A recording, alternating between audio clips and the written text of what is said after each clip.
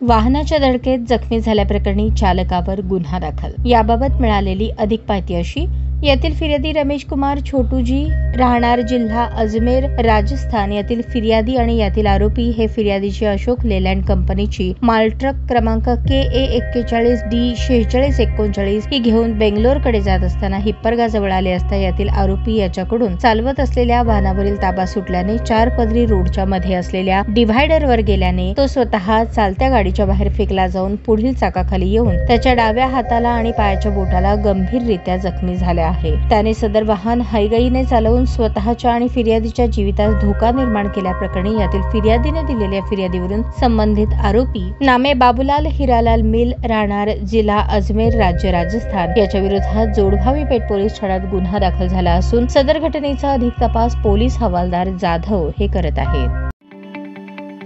ताज्या बातम्या पाहण्यासाठी प्राईम महाराष्ट्र न्यूज चॅनलला सबस्क्राईब करा।